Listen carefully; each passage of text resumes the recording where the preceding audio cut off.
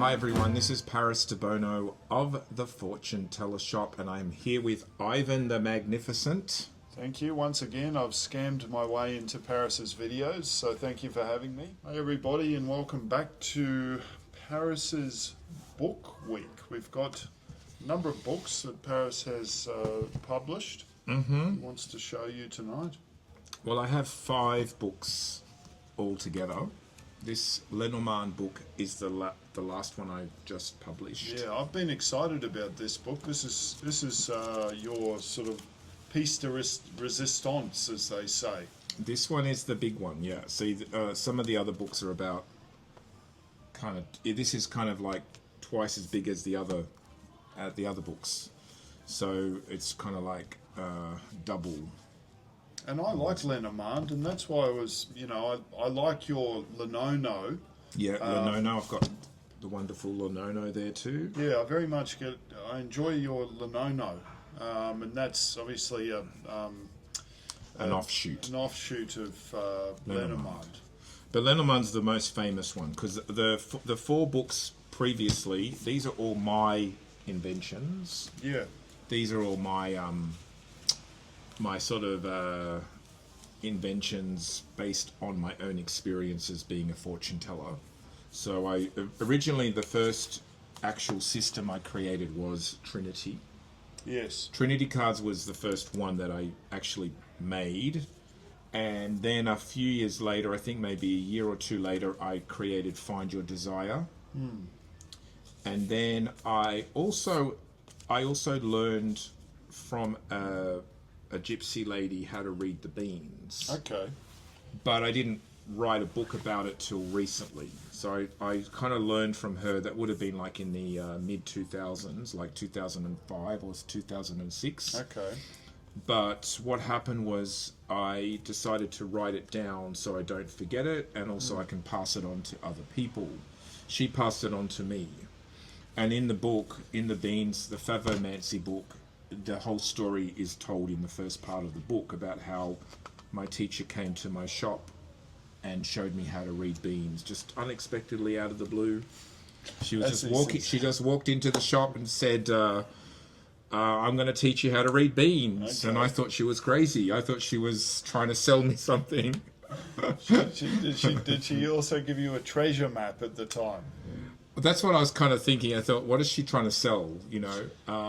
And eventually I realized that she was actually, genuine. Yeah. Because at first I thought this crazy person's trying to teach me how to read beans. Right. And eventually she actually showed me how to read them. And then I talk about it in the book. It's quite funny. But it's also quite a sad story too, because she was very old and she told me that she didn't have long to live. Right. And she said that she wanted to teach somebody how to read them before she passes away, because her children, she had 2 children, I remember she told me, but neither of them wanted to do it. Right.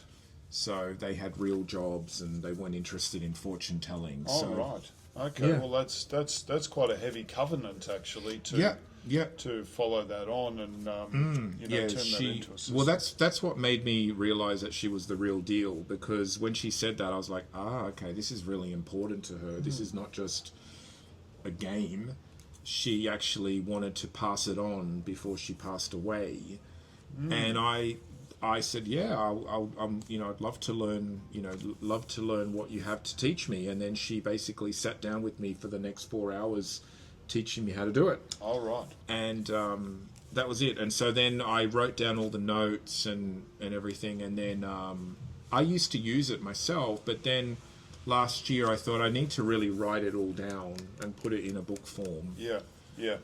And now that's I can, spread it around the world. And that's what she wanted me to do, actually. She actually told me to do that. She actually said, I want you to spread this around the world, because she said if she passes away, this method is going to be lost. Okay. And I promised her that I would do that, actually. I said to her, look, I promise that I will make sure that your system doesn't die. And that book's called Favomancy, The Art of Bean Divination. Yeah. Where can people buy that book if they're interested in that? At the moment, they have to just buy it directly from me. So you should just message me in the comment section of the video, and I'll get back to you. I will be making a shopping cart later because I've got all the books, but I haven't created a shopping cart yet. So people can buy my books directly from me at this point, or if you're in Sydney, you can get them from my shop directly. So you've published 5 books. 5, yeah. All on different versions of divination. Yeah, so like I said, Trinity was the first one.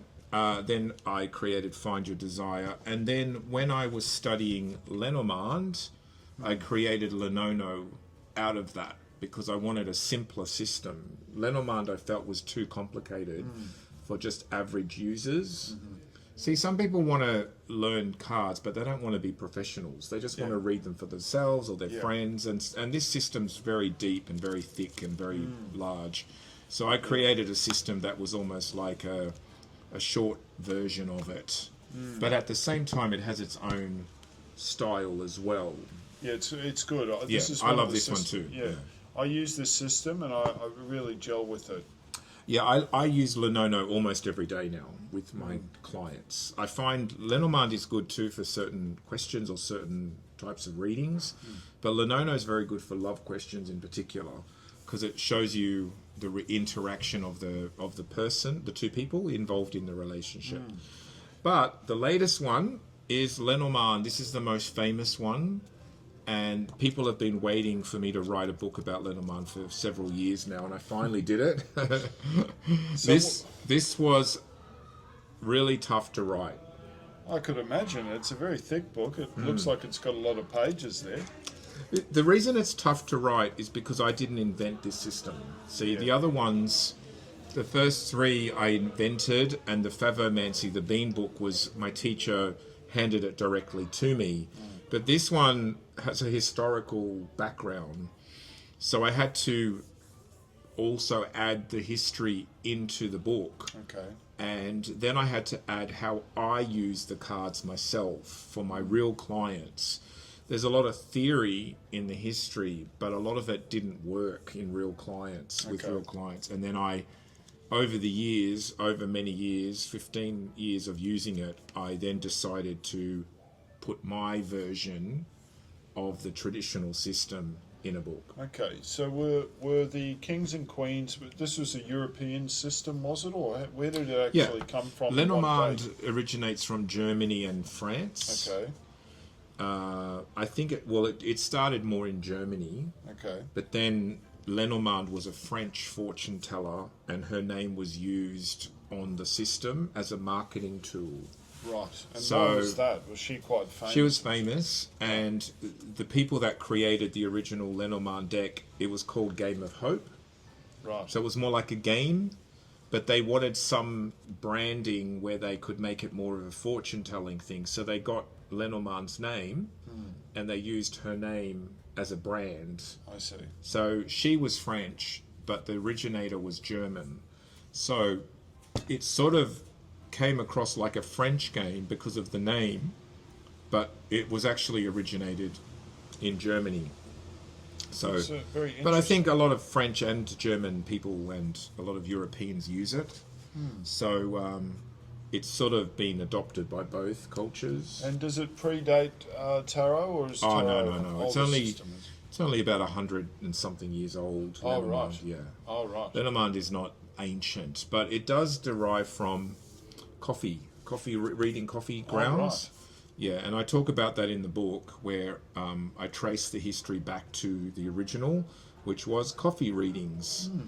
So it's fascinating because Lenormand cards actually began as coffee card readings. So when people would read a coffee cup, for example, they might see like a picture of something in the cup, and it could be like a dog or a tree or a bird. Yep. And then someone else drew those symbols on cards, and that they became the Lenormand cards. So it's a very fascinating story, how it evolved, and now it's become its own very popular system, you know. Well, I find that with the Lenono, which is the system that I use, and I'm sorry for referring to this system because I know that you Lenormand people are very passionate about your cards. Yeah. Say, for example, the anchor. Part of the fun is sort of like working out what that means to you, which is a little bit, to me, it's a little bit easier sometimes than the tarot cards because there's so many tarot cards and they all probably, some of them could have similar meanings. Like, for example, the Four of Swords and the Four of Pentacles, for example.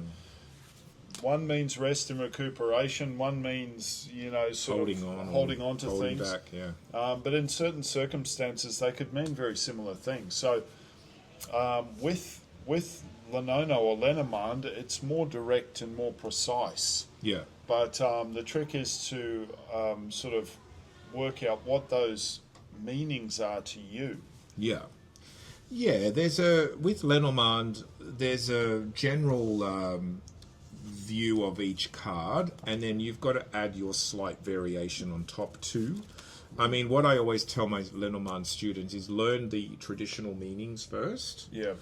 And I have the traditional meanings in the book, of course. That's great. Perfect. And then I say, once you've learned the traditional meanings, then you can twist them a little bit to your own personal, feelings about certain things. Like, for example, the Anchor card. Anchor, yep. Anchor to me represents stability. It stabilizes a ship, but it can also be holding on to something, like dragging something. Yeah. So it depends on the question and the context. So if someone's asking about buying a property, for example, I see the anchor card as a good thing because it's like you're going to put down your anchor. Yeah. But if someone was asking, will I sell a property, it may not sell because it's stuck, it's dragging, or it may take a long time. Okay. So it depends on the question, depends on the context. But what I would recommend any student would be to learn every card meaning. Lenormand has 36 cards, and Lenormand has 20.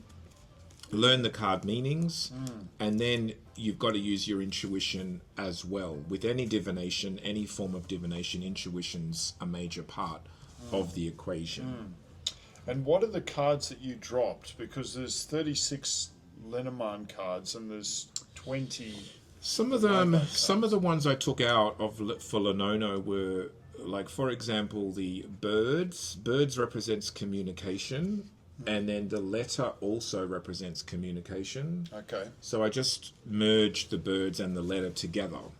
All right. Then we had things like, for example, the cross represents an ending, and the coffin in Lenormand represents an ending. So I took out the coffin and just kept the cross. Okay. So when there was similarities, yep. I just pared it down to 20 cards. But the beauty of Lenormand is the way that you read the spread. It's very different to Lenormand. Oh, right. Yeah. Okay. So the specific spreads that you would use. Yeah. And I think if people want to look at those spreads, they can just Google on YouTube my Lenormand videos. I have heaps of videos about how to do the spreads. So for those people that are interested in that, they should follow that up with my other videos. So Lenormand has a coffin card. Now that would be kind of confronting for some people. What does the coffin as opposed to the cross mean? Both of them are ending. Both of those are ending cards, because a cross is like a crucifixion. Jesus died on a cross. People died on crosses. That's what the whole point of them were. So it's an ending, but it usually comes with some sort of suffering. Whereas coffin is more like feeling boxed in or feeling like dead energy. Right. So they're kind of similar. Yep. And what are the light-hearted cards in Lenormand? The flowers. Flowers is light-hearted. The clover. Oh yeah, the clover. Yep. Have you got any interesting stories for us about Lenormand? Some divination that you've done for someone that was accurate or inaccurate, or any interesting stories? One of the ones that I did years ago was one day I had this woman client, and we did her love life and her career and everything. But then at the end of the reading, I said, "Do you have any other questions?" And she said, she wants to know about her mother, and her mother's neighbour. And I remember I got her to choose out some cards, and she got the bear and the dog. Okay. Right? Okay. And I said, oh, well, bear's usually powerful, and it's protective, and it can be aggressive, but it's like mama bear. And a dog is a friend. So I said, oh, these two, your mother and her neighbour, are they very close friends, or are they protective friends, or are they... A bear could be a little bit overbearing. Maybe she's a bit overbearing. She's like, no, she was looking at me. No, none of those. No. And I'm thinking, what is it? Thinking dog is friend, bear is protector, or a big person, or someone who's a little bit over dominating. Yeah. And I said, look, I'm not sure what this is saying, but I feel like it's saying that there's a powerful friendship, or maybe one person's a bit dominating. She actually said to me, no, she said, my mother and her neighbour got into a fist fight. All right. They literally went head to head fighting in the street. Right. And then I thought about it, and I thought, well, actually, a bear and a dog would do that, wouldn't they? Yeah, they would. So I thought, I see, the cards were teaching me how to read it. So I was sticking too much to the traditional meaning. Okay. But the cards were sort of saying, like, basic, a dog and a bear, put them in the same room, they're going to fight. And that's what happened. And then, so from that moment on, I realized having the meanings of the cards is extremely important, but you've also got to be a little bit lateral thinking as well. Yeah, I see. And that's when I started to really learn Lenormand, like, okay, so it's not always just the traditional clear-cut meaning.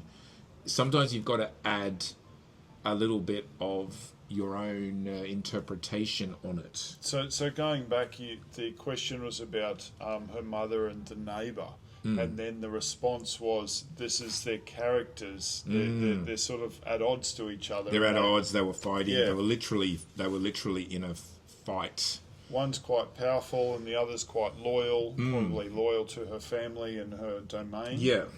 And maybe one felt threatened by the other. I don't know the full story, but they ended up getting into a punch-up, and it ended up being quite nasty. And so that was a lesson. That's how you learn how to read cards. That's a very interesting... that's great. That gives us a little bit of an insight. All right, let's leave the video here. Okay, so this is Paris Debono of the Fortune Teller Shop, and this is Ivan the Magnificent. All the best. Good to see you.